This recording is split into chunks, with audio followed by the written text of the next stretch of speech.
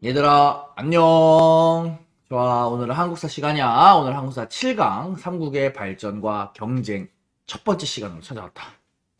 지난 시간까지는 고구려, 백제, 신라, 가야가 이제 막 건국이 된 상태였어.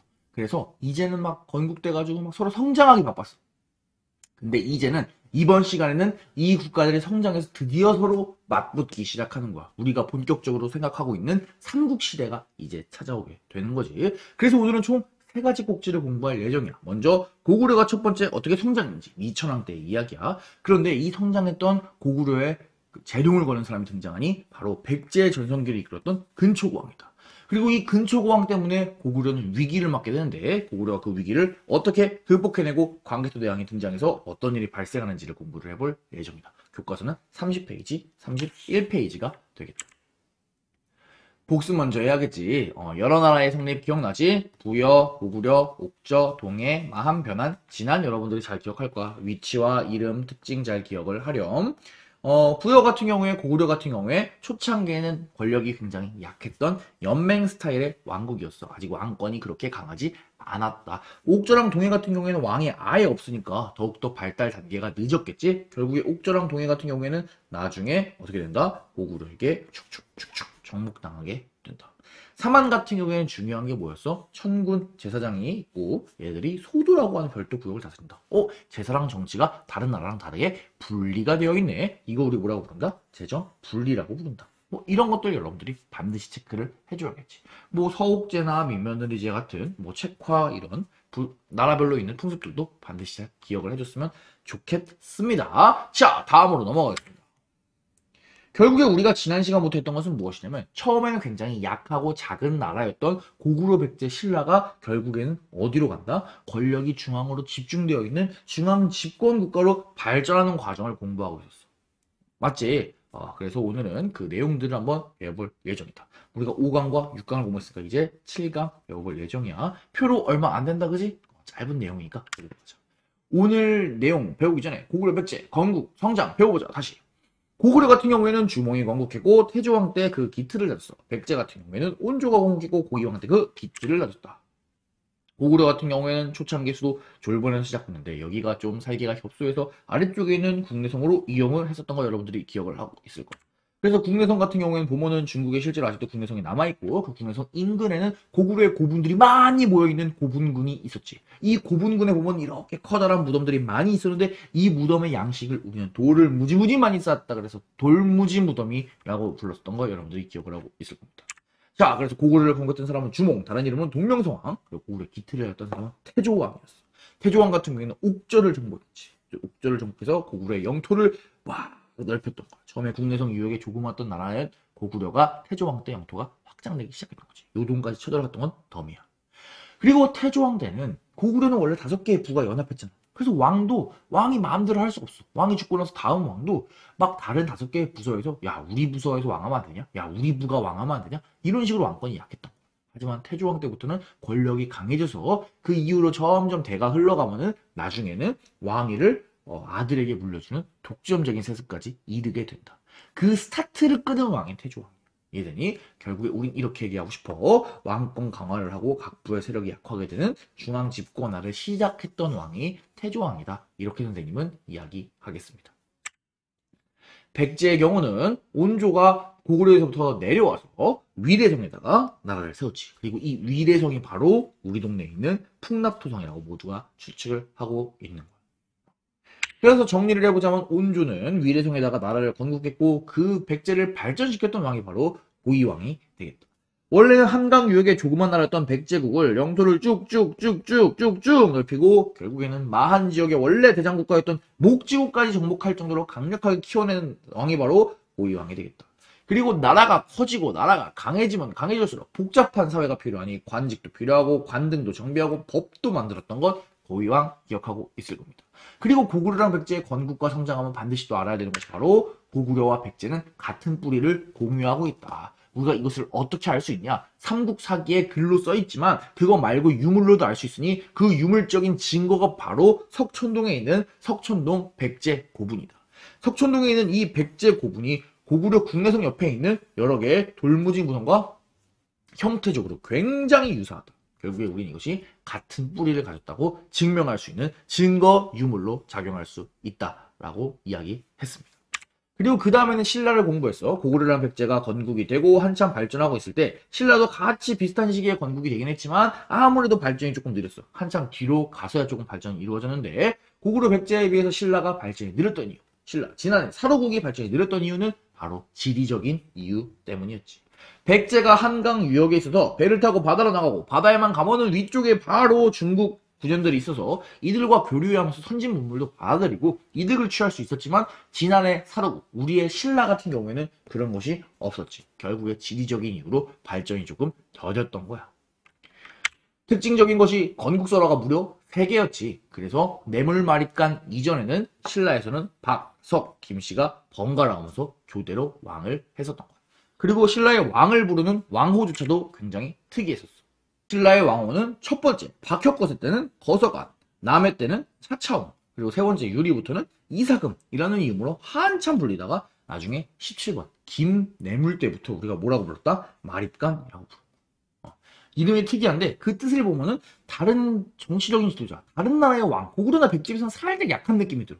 귀인, 제사장, 연장자 이런 뜻은 물론 리더긴 하지만 그렇게 강력해 보이지 않지. 하지만 네 번째 등장하는 마립간, 대군장, 군장 중에 짱센 대군장이라는 의미부터 뭔가 신라도 슬슬 왕이 강해지고 있구나. 중앙 집권화가 되어가고 있구나라는 걸 우리가 눈치를 챌 수 있다. 아니나 다를까 이 마립간이라고 하는 칭호를 처음으로 사용했던 인물은 바로 뇌물 마립간이고 이 뇌물 마립간 때부터 박석김이 번갈아가면서 하는 시스템이 완전 없어지고 이제 신라의 왕은 누구만 한다? 바로 김씨만 하게 된다. 그래서 우리는 신라를 건국한 사람은 박혁거세고 신라의 기틀을 다졌던 사람은 뇌물 마립간이다. 이런 식으로 이야기해주면 좋을 것 같습니다. 가야 같은 경우에는 뭐 건국설화 기억나지? 신라가 건국설화가 3개였다면 가야는 건국설화는 1개지만 그 설화에 등장하는 알이 6개였지.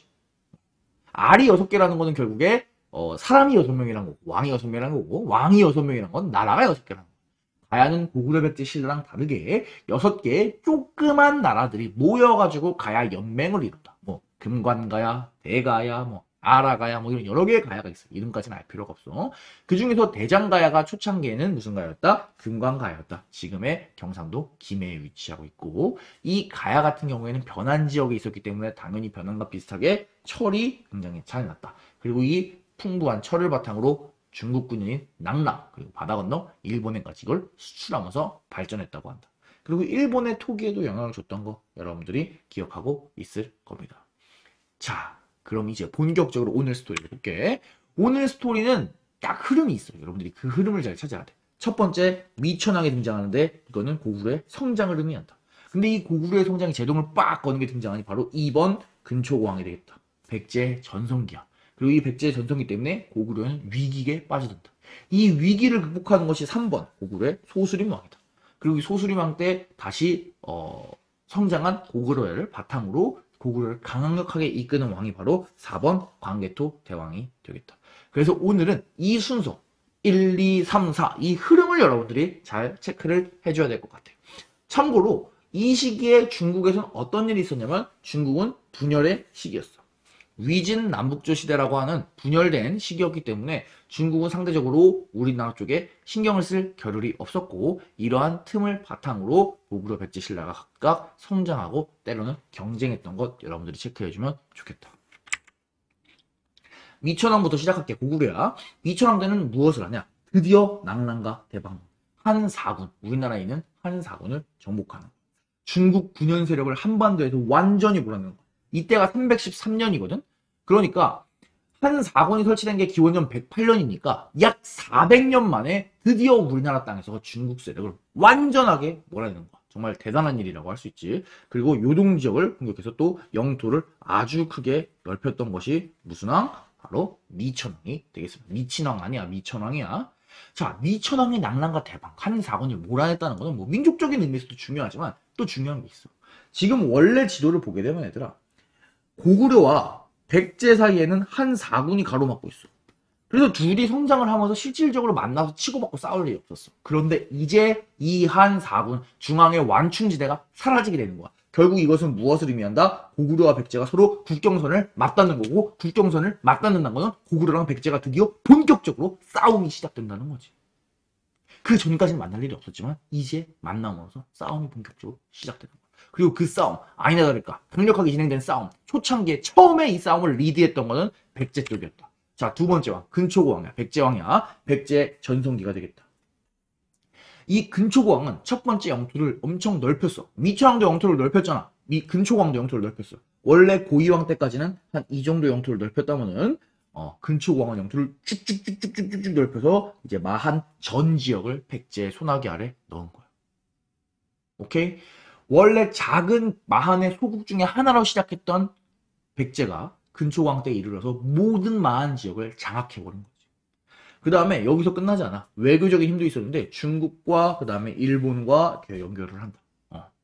그래서 중국 국가와 많은 연결을 해서 중국 국가한테 강력한 왕권을 인정받기도 하고 일본이랑도 긴밀하게 연결되는 모습을 볼 수 있어. 특히 일본이랑 긴밀하게 연결되는 건 조금 있다가 선생님이 유물로 또 설명을 해줄게. 그 다음에 여기서 멈추지 않고 북쪽의 고구려랑 전쟁을 하게 되는데 북쪽의 고구려랑 전쟁을 해서 무슨 일이 발생하냐. 북쪽의 고구려의 고국 원왕을 살해하기까지 한다. 고구려 입장에서는 막 정말 큰일 났지. 왕이 죽은 거니까, 그치? 전쟁하다가. 정말. 백제가 이 시기에 세긴 셌나 봐. 백제 전성기 되겠다. 백제가 일본과 교류했던 것을 볼 수 있는 유물을 선생님이 보여준다 그랬어. 그것이 바로 교과서에 있는데 근초고왕 때 백제의 일본과의 교류를 보여주는 증거 유물 바로 칠지도가 되겠다. 이렇게 생겼어. 칠지도는 7개의 가지가 있는 칼이라는 뜻이야. 그런데 이 칼에 보면은 가운데 글자가 써 있지. 그 글자를 선생님이 한번 읽어보도록 할게. 앞에 한낮에 100번 단련한 강철의 칠지도를 만들었다. 전쟁에 나가서 많은 병사들을 물리칠 수 있으므로 마땅히 후왕에게 준다. 여태까지 이렇게 좋은 칼은 없었다. 백제의 왕세자가 임금의 분부로 외왕을 위해 만들었으니 후세에 보일지어다.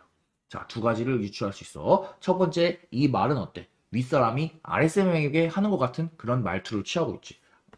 후세에 보일지어다. 명령하고 있지. 자, 그 다음에 외왕에게 주는데 그 외왕을 뭐라고 표현하고 있니? 후왕이라고 표현하고 있어. 여기서 말하는 후는 중국사에 나오는 제후. 그런 제후 같은 제후의 나라, 제후의 나라의 왕을 의미하는 거야. 그러니까 결국에 백제의 왕이 일본의 왕보다 높다라고 하는 인식을 지금 칠지도에서 보여주고 있는 거지. 그래서 우리나라에서는 칠지도를 백제에서 일본에 하사했다. 이런 식으로 생각을 많이 하고 있대. 물론 실제로 당시에 백제가 일본을 마치 뭐 중국의 봉건제처럼 백제가 일본의 왕을 제후로 임명하고 이랬을지는 그거는 알 수 없어. 하지만 우리가 여기서 분명하게 확인할 수 있는 거는 백제가 일본에게 마치 이렇게 위에서 내려다보는 것처럼 얘기를 할 수 있을 정도로 근초고왕 때에 백제의 자신감이 넘쳐났다는 거야. 강력하고 멋진 무기를 일본에 주면서 이렇게 위에서 내려다보는 것처럼 말도 할 수 있고 너는 나의 제후 같은 존재야 라고 말할 수 있을 정도로 근초고왕 때 백제의 실력이 막강했다는 걸 증명할 수 있는 거지. 칠지도 자체는 뭐 이게 위에서 하사한 거냐 아니면 뭐 일본 사람들은 하사했다 그러면 기분이 나쁘잖아. 그러니까 일본인들은 백제가 일본이 무서워서 막 바친 거 아니냐 뭐 이런 식으로 사실 동아시아 지역에서는 의견이 조금 갈리거든 해. 하지만 그 갈리는 것을 제외하고 이 문맥, 이 사료만 딱 봤을 때 어때 얘들아? 적어도 명확한 사실은 알 수 없지만 그 분위기, 백제가 이렇게 말할 수 있을 정도로 강력했다라고 하는 그 당시의 분위기는 우리가 확실하게 읽어낼 수 있지. 결국에 근초고왕 때 백제의 강력함과 일본과의 교류를 상징하는 유물이 바로 이 칠지도가 되겠습니다. 자, 이제 다시 고구려로 넘어가 볼게. 백제는 전성기를 달리고 있어. 막 중국이랑 교류하고 일본이랑 교류하고 그래서 와가지고 우리 왕도 죽였어. 그래서 고구려에는 엄청난 위기가 시작된 거야. 화살에 전사한 고국 원왕 그리고 그의 후계자가 바로 소수림왕이다. 소수림왕은 고구려의 부활을 이끈 사람이야. 어렸을 때 선생님 공부할 때 막 역사 선생님이 소수림왕 외우기 어려우면 막 고구려가 다시 솟아오른다! 소수림왕! 이렇게 외우라고 하셨는데 너무 유치한가? 여러분도 혹시나 기억이 안 나면 그런 식으로 해서 공부를 해. 소수림왕 때 고구려를 다시 막 솟아오르게 하는 거야. 어떻게 했냐? 첫 번째, 태학을 설립한다. 태학은 지금의 대학 같은 거야. 그래서 인재를 양성했다고 볼 수 있지. 인재를 양성한 태학이라는 기구. 그리고 법인 율령을 반포하고 백성들을 하나로 모으기 위해서 불교를 공인하게 된다. 결국에 이런 것들을 바탕으로 고구려는 다시 조금씩 힘을 쌓고 소수림왕 다음에 등장하는 광개토대왕이 그 힘을 떨칠 수 있는 배경으로 작용하게 되지. 자, 오늘의 마지막 와 광개토대왕이다. 광개토대왕, 여러분들 이름 알고 있지? 광, 넓을 광자, 널리, 개척하는 거야. 뭘 개척한다? 영토를 개척한 왕이 되겠다. 여기 아래쪽 같은 경우에는 광개토대왕 이후의 이니까 보지 말고 위쪽을 한번 볼래? 어때? 굉장히 영토를 널리 확장하고 있는 거 볼 수 있지. 그래서 광개토대왕은 제일 먼저 정복전쟁, 요동, 만주, 그리고 아래로 내려와서 한강 북쪽까지 그 영토를 전부 다 차지했던 게 광개토대왕이 되겠다. 그리고 두 번째, 광개토대왕은 영락이라고 하는 연호를 사용했어. 연호는 여러분들이 생각하기엔 좀 어려운 개념일 수도 있어. 하지만 굉장히 쉽다. 자, 연호는 연도를 부르는 호칭, 연도의 기준이 되는 호칭이라고 생각하면 좋을 것 같아. 무슨 말인가 하니, 지금이 2021년이잖아, 얘들아. 지금이 2021년이란 거는 어떠한 해를 빵년으로 기준으로 해서 2021년이 흐른 거지.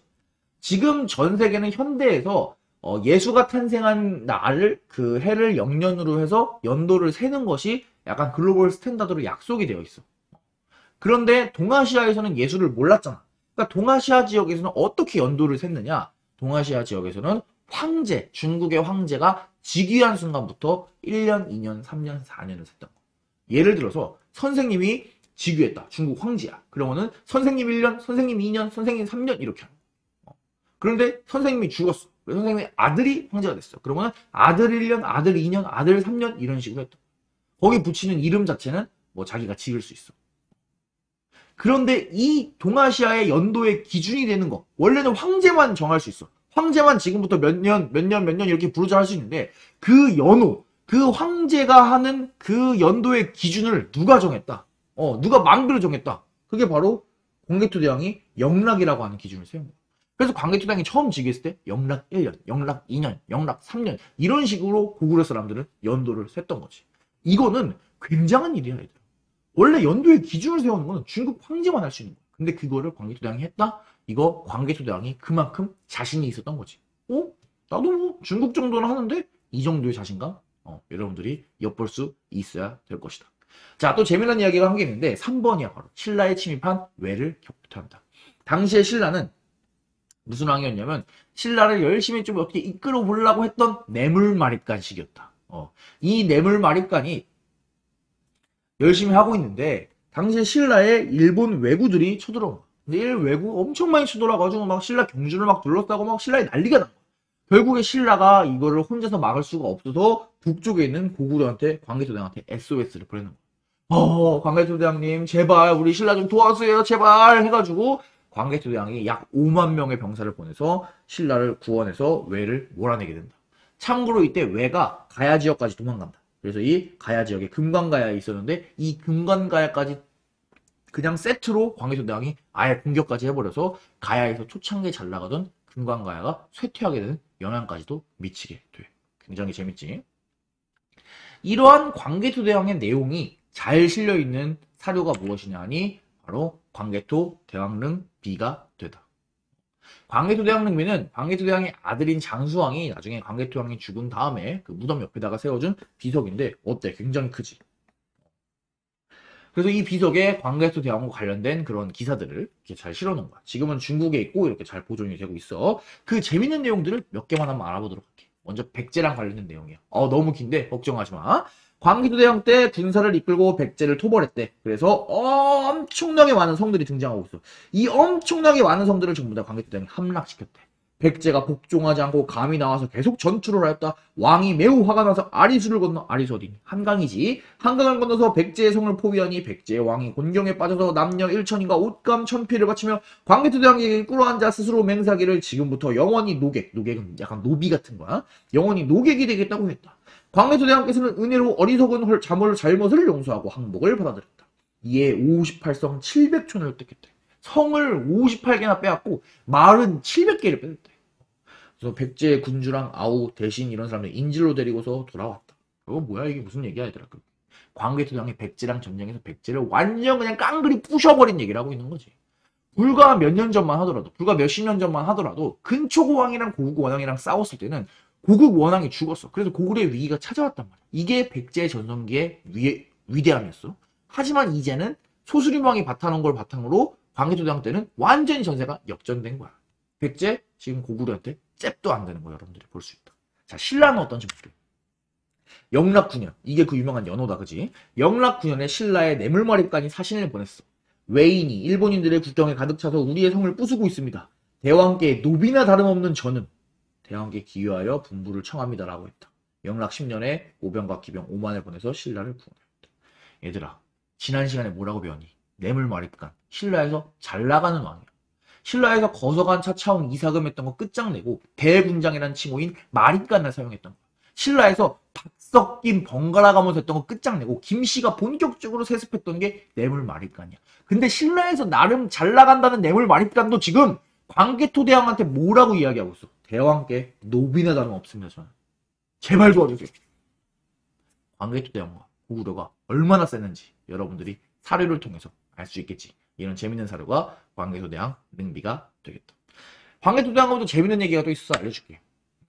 이거는 신라의 무덤이 되게 많거든. 옛날 신라 경주 가면은 그 중에 호우총이라고 하는 무덤이 있어. 이렇게 호우총 무덤이 있어. 그 무덤을 발굴했던 때의 얘기야. 호우총 무덤을 발굴했어. 거의 우리나라에서 최초로 신라 무덤을 본격적으로 발굴했던 그 시기였어. 그래서 딱 발굴했더니 이렇게 생긴 청동 그릇이 나온 거야. 사람들이 흥분했지. 와, 신라의 청동 그릇 정말 이쁘다. 와, 오, 정말 이쁜데 계속 연구해볼까? 막 이렇게 되게 즐거워했던 거야. 근데 보니까 밑에 막 글씨가 써있어. 근데 이 글씨를 한번 읽어보도록 할게. 글씨를 딱 보니까 오? 오? 왜냐? 뭐라고 써있냐? 을묘년 국강상 광개토지 호태왕. 뭐라고 써있니? 광개토대왕이라고 써있는 게 나온 거야. 신라 무덤에서. 신라의 큰 무덤이면은 뭐 왕족이나 귀족 무덤일 거 아니야. 그런데다가 넣어주는 물건이면은 무덤에 좋은 거 넣어줬을까? 안 좋은 거 넣어줬을까? 진짜 제일 좋은 거 넣어줬겠지. 그 제일 좋은 거 넣어줬는데 그 물품이 뭐라고 써있다? 광개토대왕 이름이 바뀌어서 나온 거야. 신라 무덤인데. 그만큼 신라 내에서 광개토대왕, 고구려의 영향력이 강했다는 걸 상징적으로 보여주는 거지. 진짜 재밌지 않냐 얘들아? 신라 무덤 이걸 팠어. 팠더니 이게 나온 거야. 근데 거기에 광개토대왕 이름이 써있었다니까? 야, 이거 정말 신라랑 고구려의 관계를 유추해 볼 수 있는 진짜 좋은 유물 자료로 남을 수 있겠다. 그지? 자, 그래서 오늘 배웠던 내용을 정리를 해보도록 할게. 오늘은 7강 삼국이 서로 성장해서 경쟁하는 내용 첫 번째를 배웠다. 총 4명의 왕을 배웠어. 고구려 왕 3명, 백제 왕 1명이었어. 자, 미천왕 때는 고구려가 낙랑과 대박을 정복하면서 중국 세력을 쫓아냈고 백제랑 고구려가 국경선을 맞대면서 슬슬 전쟁의 시작이 되었다. 자, 근데 이 전쟁에서 먼저 스타트를 끊었던 거는 백제였어. 백제의 근초광이 백제 전성기를 읽고 중국과 일본과 교류했고 실지도 이런 거 보니까 와, 백제가 잘 나가긴 했다. 이런 거 알 수 있었지. 그리고 전쟁에서 고국 원왕을 살해했어. 고구려의 왕이 죽은 상태에서 고구려는 위기에 빠져들었지. 이때 위기에 빠진 고구려가 다시 솟아오르는 게 바로 소수림 왕이었다. 소수림 왕은 태학을 설치하고 불령을 반포하고 불교를 공인해서 백성들을 하나로 모으고 국가 통치 시스템을 다졌던 거. 그리고 이 다져놓은 시스템 바탕으로 고구려가 반격을 실시하니 그게 바로 광개토대왕이 되겠다. 광개토대왕은 넓은 영토를 차지하고 중국 이젠 내가 짱이야 라고 말하면서 영락 연호를 딱 실시를 해버리고 그리고 우리는 이러한 내용들을 광개토대왕 능비와 호우명 그릇에서 찾아볼 수 있다까지 공부를 한 게 되겠습니다. 자, 다음 시간에는 광개토대왕이 이어서 고구려의 전성기를 이끌어 나가는 장수왕이 등장하게 된다. 그리고 이 장수왕은 그 시선을 한반도 남쪽으로 돌려서 본격적으로 남쪽으로 쳐들어오게 돼. 이 남쪽으로 쳐들어오는 고구려를 어떻게 막을 것인지 백제랑 신라의 위기가 찾아오게 되니 이 내용을 다음 시간에 배워보도록 하겠습니다. 자, 그럼 8강에서 만나자. 정말 수고 많았어 얘들아. 안녕.